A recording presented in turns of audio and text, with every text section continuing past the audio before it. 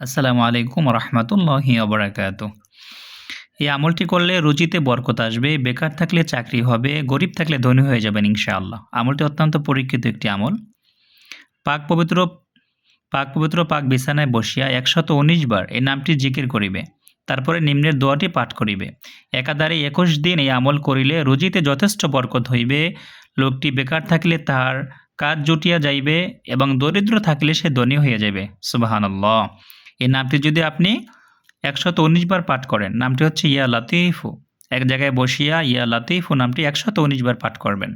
পাঠ করা শেষ হয়ে গেলে একবার এই দোয়াটি পাঠ করবেন। দোয়াটি হচ্ছে লা তুদরিকুহুল আবসার ওয়া হুয়া ইউদরিকুহুল আবসার ওয়া হুয়াল লাতীফুল খাবীর। এই নামটি আপনি একবার পাঠ করবেন। এভাবে আমলটি আপনি টানা ২১ দিন করবেন। ইনশাআল্লাহ আপনার চাকরি-বাকরি হয়ে যাবে, রুজিতে বরকত আসবে। দরিদ্র থাকলে আল্লাহ পাক রব্বুল আলামিন ধনী বানিয়ে দিবেন। ভিডিওটি বেশি বেশি শেয়ার করে অন্য ভাইকে দেখার সুযোগ করে দিবেন। আল্লাহ আপনাকে অবশ্যই উত্তম বিনিময় দান করবেন। আসসালামু আলাইকুম রহমতুল্লাহি ওয়া বারাকাতুহু।